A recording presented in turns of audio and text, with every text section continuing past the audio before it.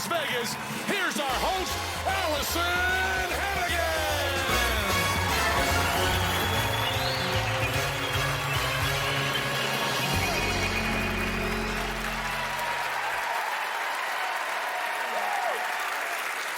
Welcome to Fool Us.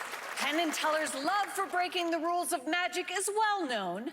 Turns out they also love to break the rules as TV judges.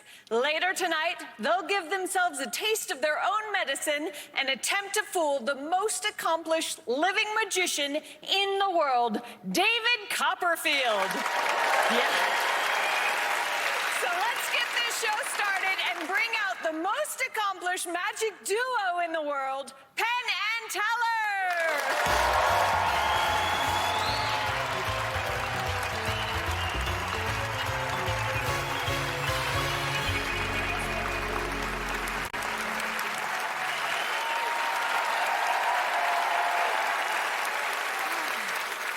Guys, Copperfield, are you sure you want to do this? No, Yeah. we're not sure at all. It's nerve-wracking. We were rehearsing it. We've been working on this for months and months, working with all sorts of friends, running it for them, having them critique it, say where he might bust us. We're working hard. We've been friends with David for decades, but that doesn't mean he's any less formidable. We're frightened. Yeah, well, guess what? You still have to do your job and deal with tonight's magicians first. So focus up and check out your first contender. I'm from Amsterdam, the Netherlands, and I'm a magician, mentalist, creative thinker. My mom, she loved circus, so when I was 8 years old, I was learning circus skills, and when I was 11, they taught me some magic, and I was like, wow, this is what I want to be. At a certain time of my life, I got drawn by sports like skydiving, rock climbing, all these things that are physical and extreme. I thought it would be fascinating to combine those passions with magic. This trick is completely original. There's nobody in the world doing this. You have to be prepared mentally and physically. It is dangerous, and if some things go wrong, I will get hurt. Give it up for the danger magic of Jan Reinder. Nice to be here. Nice to be here. Thank you. I'd like to find a volunteer. Allison, would you mind? Okay. Please stand over here. Hi, Allison. Let me show you this. This is a rat trap. If I would step on this, I break my foot. Why are you doing this? As you can see, there is a number on this trap. Uh-huh. It's number 1. Yeah? It's number 1 of 100. May I take your hand, please? I don't know. Please join me, Allison. Why? Oh, gosh. On this narrow walkway, each of these traps are primed, set, and ready to snap. Yeah, we can stay this way. Now, each one of these traps has a different number on him. I memorized the position and the numbers of each and every trap. Good for you. As you can see, there's no more than 3 inches space between each trap. That means it is impossible to walk safely from this side to the other end without breaking a foot or injuring myself really badly. Right. Let me show you this. This is a blindfold. Yeah. And, Allison, Yeah. it would be nice if you could tie this around my face. Oh. So please take the ends and make it nice and tight. Ooh, very good. Okay. Very nice. Pretty tight. I can still breathe, even though my nose is almost getting cut off. Could you please escort me to the beginning of the stairs? All right. It's I'm right here. there. Okay. Oh, boy. Is this safe? Yeah, that's safe, but you're about to fall off the other side. Oh, God. Behind me, the track is divided in 6 boxes. You're going to eliminate any 2 rat traps from each box. If I'm correctly, there's a bucket with a stick. And choose the first 2 numbers from the first box. And just let me know the numbers and be careful. All right. Okay, I'm gonna go 3. 3. Ah, and then another one hit it. Okay, that's okay. We leave where it is. Another number. 16. 16. Oh, and it just attacked 17. Okay. So now go to the next one. All right, 25. 25. All right. I'll do 32. 32, you said? Yeah.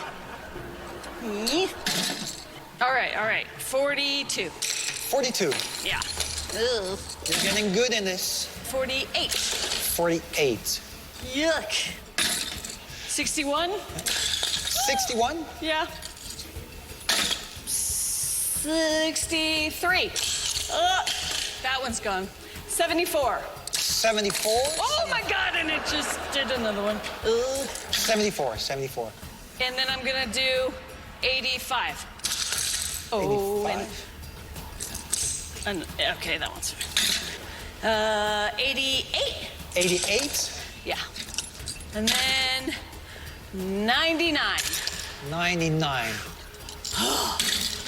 So now I need to remember the numbers you eliminated and place my feet in the position they were in. Let's do this.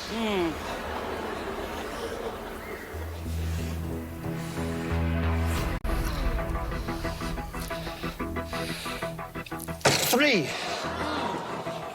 16. 25. 33. 32. 42. 48. And 61. Oh my goodness. 63 and 74. 70. Let's skip 74. 85. Oh, that's far. 85. Okay.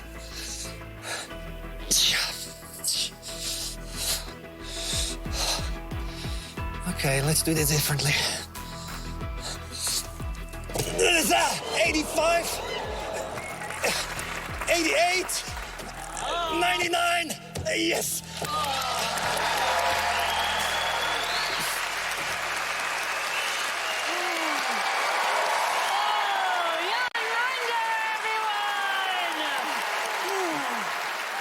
Why would you do that? Just to give Penn and Teller some inspiration for their new show. Man. So this is a trick made just for you? Yeah, this is original. Nobody in the world does this. Yeah, not too hard to believe. Well, maybe it's not an idea that pops in their mind. Let's use 100 rat traps and walk between them. Right, blindfolded. Yeah, exactly. Yeah, and then halfway through, just go onto our hands. Well, that was the only option, I thought. Wow. Okay, let's see if your one-of-a-kind trick fooled our two-of-a-kind hosts. Penn, Teller. I can't tell you how much I like this at a whole different level than you might expect. You were introduced as Danger Magic. And we have spent our whole careers doing stuff like this, and I don't want anyone to be hurt badly. But I don't mind you snapping your toe. I don't even mind you breaking a toe. You're allowed to do something that's uncomfortable and miserable and painful and not life-threatening, so we can sit back and enjoy this crazy Mother Hubbard on stage. I love how beautiful it looks. You know, you up there elevated in the handstands and the moving through. It's a beautiful idea. It's also a completely original idea. Also, the idea of using your feet is fabulous. We've done rat traps all the time, use our hands, and that gives you all this, it gives you a different kind of creepiness and a wonderful kind of creepiness. Allison having to hit it with a stick, it's a great prover, because you could say, pick any one and make sure it's okay, but the plot itself proves that it's fabulous. I just love everything about this, and now I unfortunately have to tell you what the gimmick is in some sort of code, and I want the code to be so oblique because I want everybody to love this act forever. So we've never done this before, but I'm going to write it down. Ooh. And I'm going to bring it up to you because I just don't want anyone else to know this. It's just this simple, and that's all it is, except genius. That's all it is, except genius. Fabulous, fabulous act. Thank you so much. Thank you very much. Thank you so much. You'll get to see Penn and Teller perform in tonight's show, and you'll get to see them sweat as they try to bust the next magician when we come back.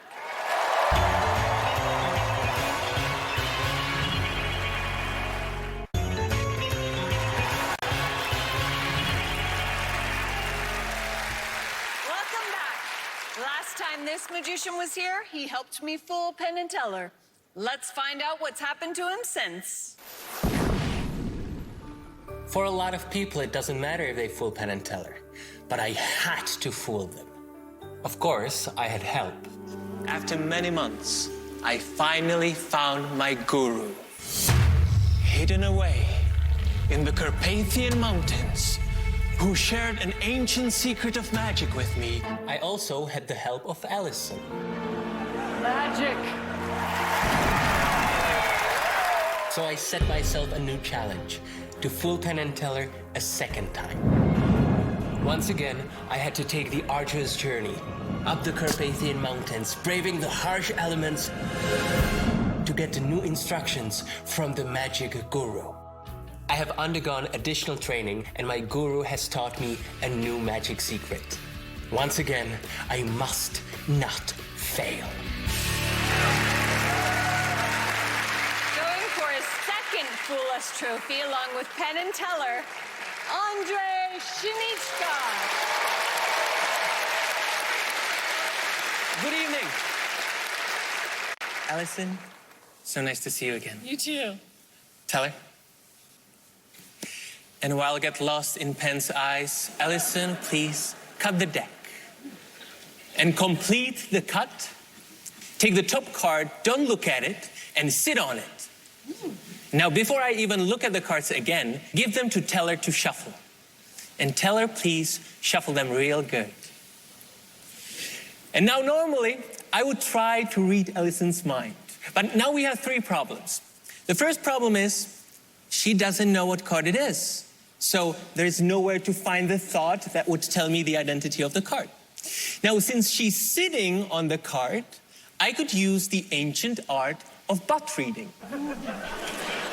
But problem number two, so to speak, the card is most probably face down, so not even the butt knows. And the third problem is that mind reading is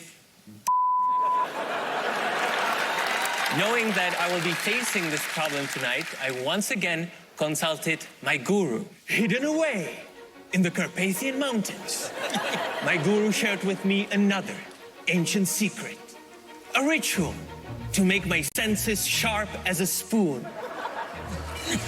A very sharp spoon. So now I'm back on Penn and Teller Fool Us to present to you all the ancient ritual of Carpathia.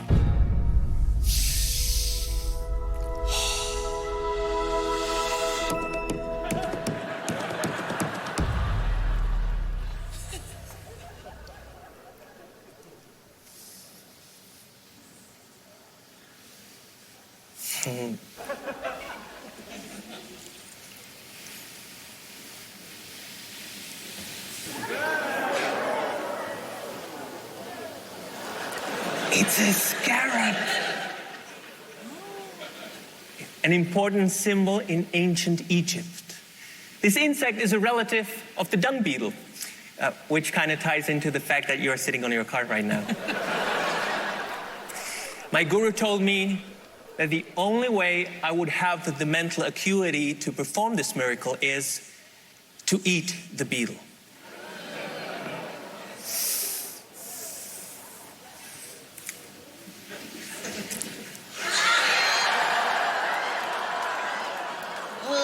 Okay.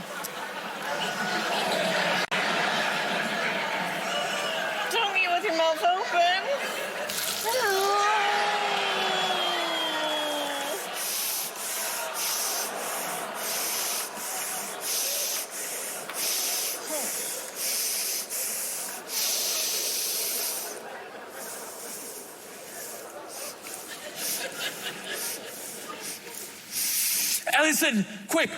I need more power. Feed me. Oh, really? Oh, Quick. oh, there's more in there. Here. One more. Oh.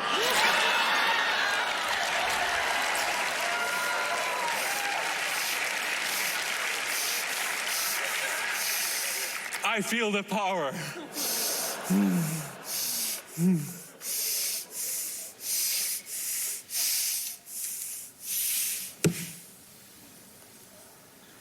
Three cards have spoken to me. And I feel a leg in my teeth. One card tells me the color of your card.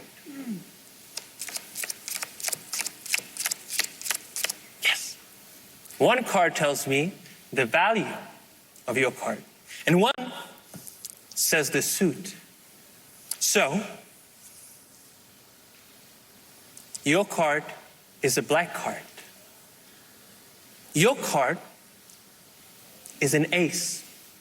And the card you've been sitting on for the entire time is the ace of spades. Would you please show us, Allison? Is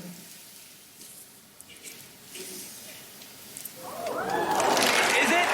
Yes! The power of the dung beetle is supreme.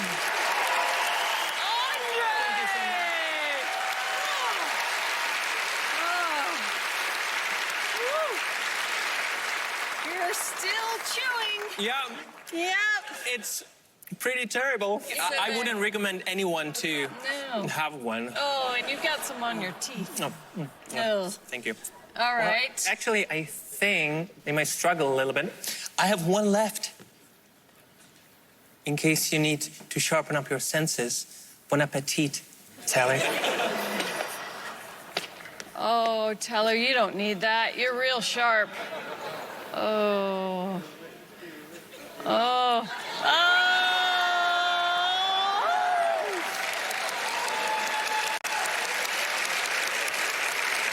That makes me so happy, Teller. May we look at the cards? Oh, you want to look at them right here? Well, we'll take them with us. All right. Thanks. What- We'll be over here if you need us. What are you Of looking course. What are we looking for? Yeah. How the trick is done. for? So what's next for you in your magic career? Fooling Penn and Teller for the second time. Oh, wow. All right, let's go to the boys and see if they figured it out. Yes. You know that we know that you know that we know. There's a lot of that going on. Last time you were on, you gave us a deck of these cards that were gimmicked and told us how they were gimmicked. So you're not going to use that again. You're eating beetles. You're doing all this great stuff. Great pattern. We loved everything about it. We love you. We love everything except where we are right now. We know that you were counting on Allison doing something that she did. You had a pretty good idea what she was going to do, and that was all set up. And you had a pretty good idea what you were looking for. And you kind of really did it the way you claimed you were doing it. When you were looking through the cards, you were kind of looking through the cards. We know that, but we don't think we could do it as fast as you did it. We think there might be something else. So we're going to ask you, with what I've told you right now, we're going to do something you've never done on this show before. You tell us, do you get a trophy or not? I know what you know. Yeah. We love you. We think you're great. We don't know everything you did. We know some of it. So tell us, smarty pants communist. Teller even went so far as to when he shuffled the cards, he turned them around just to be a but you still did it. So you tell me. All of a sudden, it's your show. I would say it's called so-and-so's Fool Us, but I can't even say her name.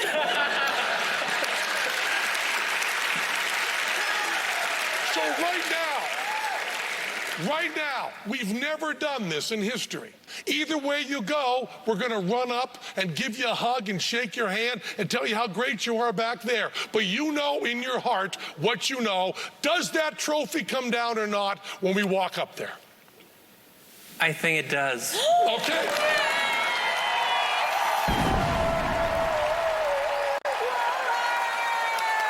done, man. Beautiful. Beautiful job.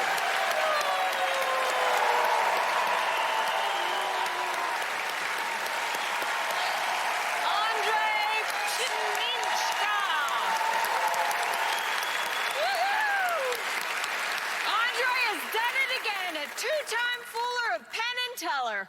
Will there be another? Find out after this.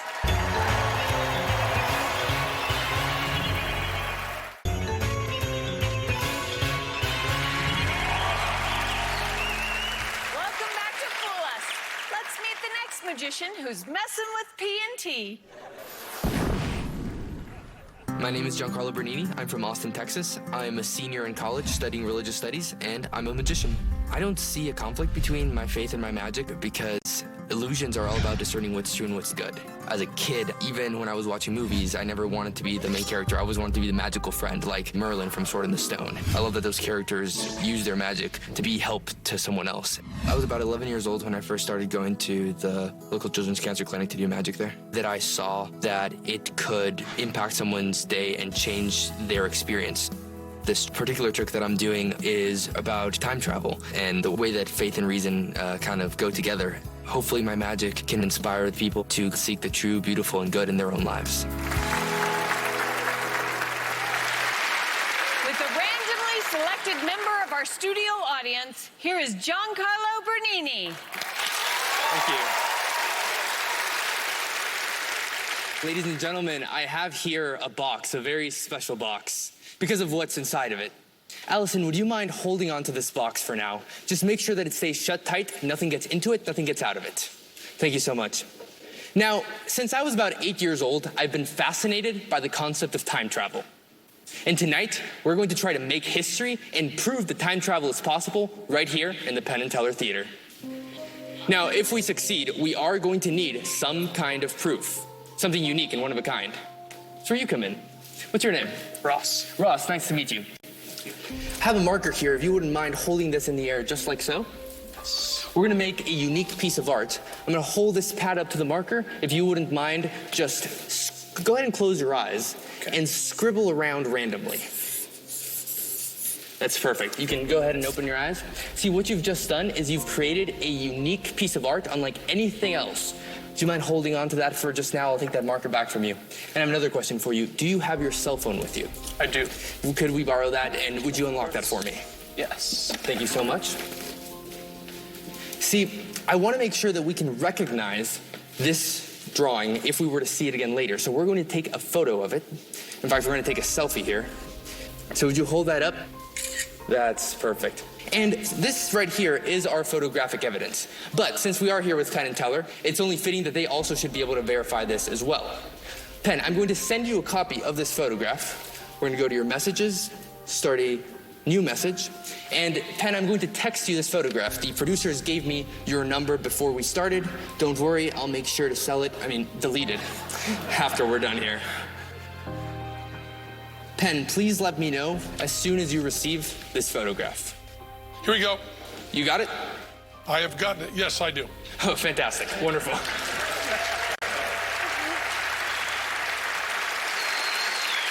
Fantastic. Now, the second thing we're going to need is some form of timekeeping device to keep track of how far through time we're going to travel. Luckily for us, Ross, your phone just happens to have a timekeeping device. There is a stopwatch on your phone. We are going to start this stopwatch and place it inside of this little blue bag. And now all we need is our time traveler. Ladies and gentlemen, please help me welcome my friend, Doug the Platypus.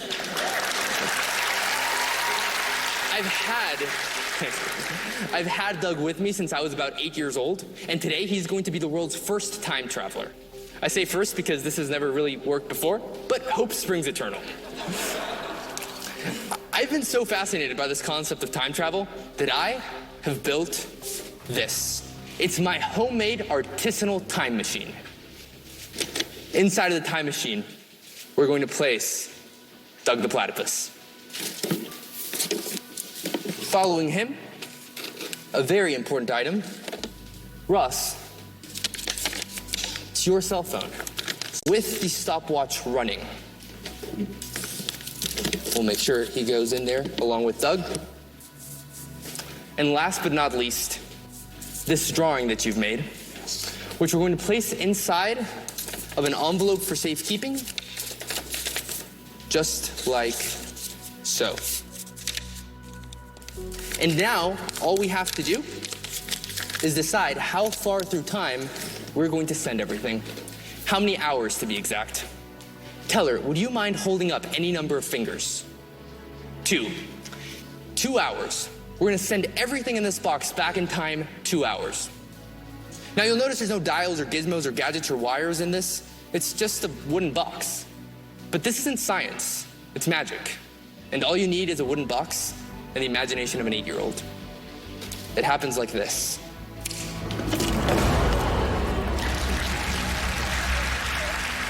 Now,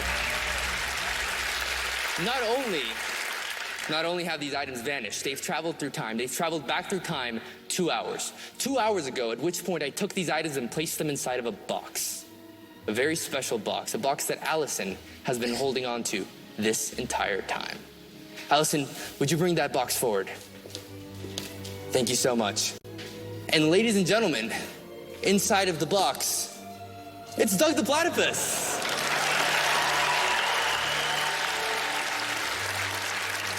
Along with Doug is an envelope with a drawing inside. It's not just any drawing. Ross, it's your drawing. Penn, could you verify that this drawing matches the image that is on your phone? Yes. Fantastic. Ross, that is for you to keep. And there's one more thing inside of this box, a little blue bag. And it's probably the most important thing because inside is something that's very special, particularly special for you. Because Ross, inside this bag is a cell phone. Would you unlock this phone and verify that this is indeed your phone? Yes, that's my phone. Fantastic. Now, Penn and Teller, you're smart guys, and perhaps you can figure out a way to replicate everything that you've seen here so far without actually using time travel. But we started the stopwatch on this phone before we place it into the time machine. And Teller, just a few moments ago, you said we wanted to send everything back in time in 2 hours. And so if we really did just travel through time, then the stopwatch on this phone would have been running for the past 2 hours.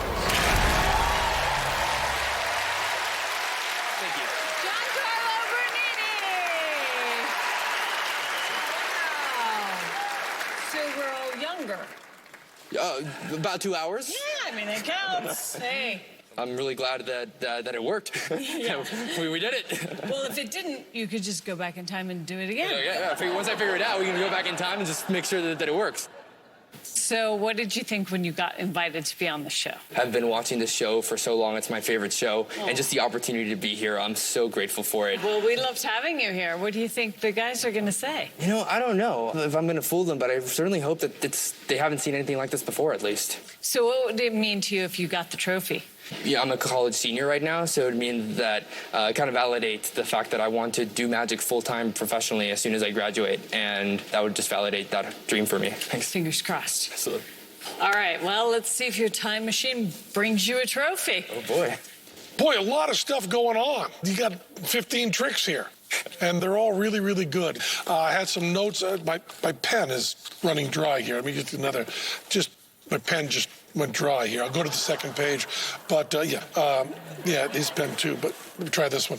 We didn't hear you say the magic word, but I think you did say a magic word. I think you said shimshi when you went over behind that, the real magic word there. You said it under your breath. Doug the Platypus was a wonderful helper, maybe not the only one, but he was Well, great helper. And the thing about cell phones that kills me, you know, I'm old enough that I remember the phone call where you'd call the phone and knew where the phone was. But with cell phones, you have no idea where you're actually calling. You know, the person could be anywhere. You could call and they could be in Europe. You know, you don't know where they are at all. We know that all magicians are liars. There were a few lying things in there, and I hope that in all of this, I may have given you some idea of how much we liked your show, and maybe you didn't fool us. Do you know what shimshi or whatever he just said means? Yeah. No, these guys are brilliant. They've got it figured out. Hey, I'm just grateful they watched the 2-hour-long magic trick. Well, you didn't fool them, but you certainly entertained us. Thank you so much. Giancarlo Bernini. After this break, we make Fool Us history and magic history. David Copperfield will attempt to bust our boys. Penn and Teller, don't go anywhere.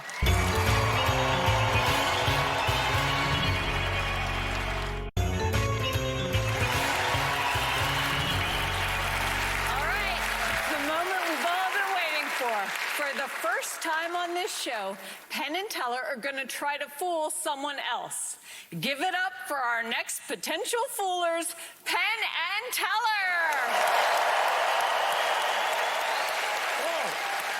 I have to admit, Joe and I are a little nervous about this. Actually, we are a lot nervous because we're about to do something that no judge on any talent show has ever done before. No judge on any show, really. We're going to do a trick, and we're going to let someone else judge us. And we're not just going to let anyone judge us. We're going to let ourselves be judged by the greatest living magician in the world, David Copperfield.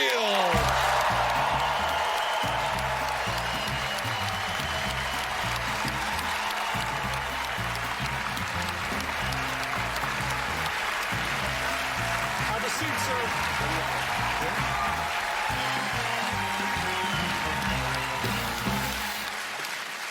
Anything you can do to distract yourself, please do. Now, we're not going to do flying or the Statue of Liberty because you know how those are done. And we don't. So we're going to do a card trick for you, Dan. Yeah, that's awesome. And this is usually so nerve-wracking with a layperson. With you, it'll be easy because we want you to just follow the procedure here. We're going to have you pick a number in your head. Don't say it aloud. And then when we turn our backs, which we will do, you're going to count down that number. Let's say it was 4. Count down 4 cards. Look at the 4th card. Memorize it. Remember it forever. Put it right back where it was. Put the other cards on top. It's a gentleman's game. We won't look, but don't count too loud. Count down there. And when you get to that point, look at the card, put it right back where it was, put the other cards on top, if you would, please. And when you're on top of the deck, put the other cards on top. Put it back on the top of the deck. Yep, The rest of the cards. the other cards on top. You done that? Yes. Now, just give him a riffle shuffle.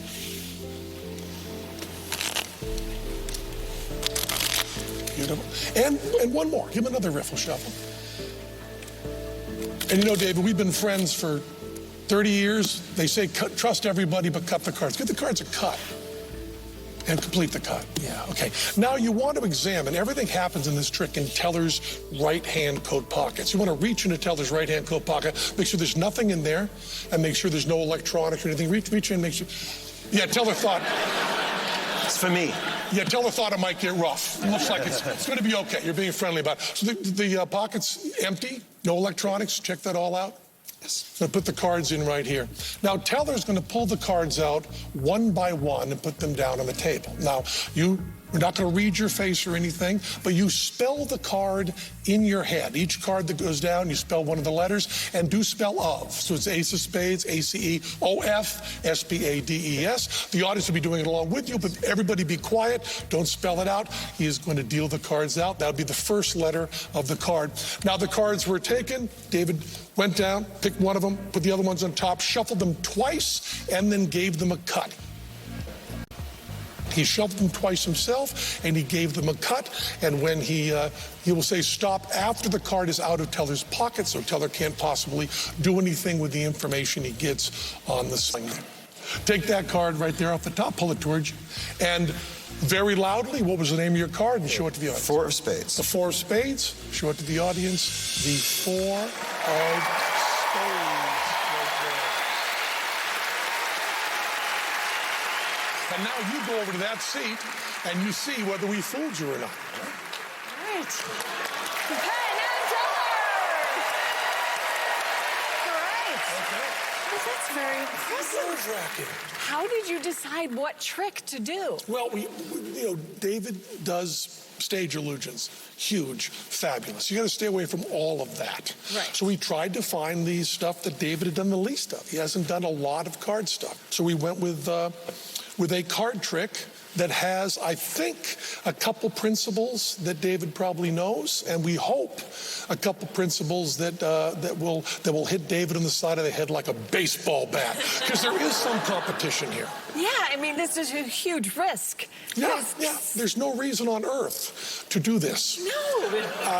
As a matter of fact, as I think about it now, I don't know why we thought of this. We thought, boy, this is really brave. This is really great. No one else would do this. And there's a reason no one else would do this. It's stupid. But it's giving you sort of a good side now you You're know going to what be so everybody's much doing. kinder Right? to the people who are on the show. And looking down at him with his hands and his beady little eyes, it's horrifying. He's making notes. Yeah, you guys do that all the time. I know, but it's terrifying to watch someone else do it. Sometimes I think you guys are just doing your grocery list. There's all this stuff you're trying to do. See, seeing a magic trick once, as opposed to seeing it on TV where you can run it back. Seeing it once like that, you're trying to remember, did she shuffle the deck before or after she did the spread? When did they go below the table? When did they touch their pockets? When do they do this? When do they do that? And you're trying to reconstruct that. So now, what's at stake here? Like, if he guesses, does he win the theater? I think we haven't set that up. I'm very glad he didn't negotiate, because it could be David Copperfield's Fool Us from now on. Wow. Okay, it's time to see if David Copperfield has figured out Penn and Teller's trick. But first, let's take a quick commercial break.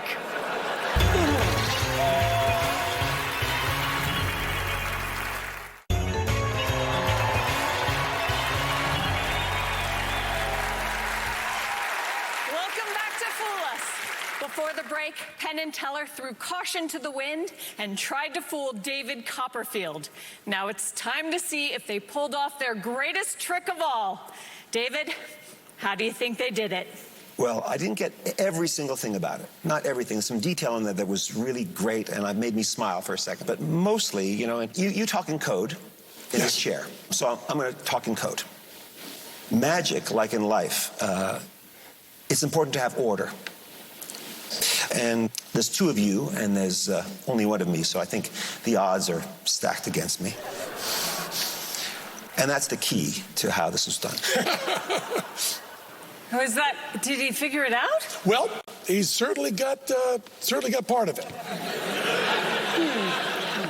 Do you need more clarification? I do need more clarification. Oh. Yeah, there were 2 shuffles and a cut. Well, the shuffles happened after the, how do I say this without revealing anything? I didn't shuffle the deck at the beginning. I shuffled it afterwards. You shuffled it after you'd selected the card. That's correct. You gave them 2 shuffles. That's right. Gave them a cut, then they went to Teller's pocket. That's right. That's right. Okay, so if you had the key to the order of the universe there, they're still in his pocket after they've been shuffled. That's correct. That's what I'm saying. That's the key to how it works. Right, but if you have your key, yes, and then you're shuffling around, yes, the key no longer opens the door. But life's order doesn't change. You want to talk to Teller quietly up here? Who gets the theater? And this is the same deck, correct? Yes. I don't know. I feel like I'm going to pass out.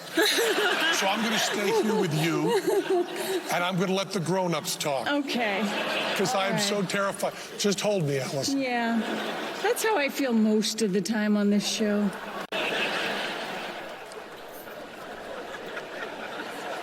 And what's really terrifying is with our size difference, when I do faint, you just fall down with me. Oh. That's the problem. Oh, no. That's, yeah.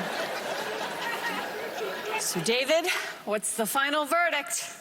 I say that, there's lots of details that I knew, and maybe one detail that I didn't know, which makes me extremely happy. Because I want to be fooled, and that means you fooled me.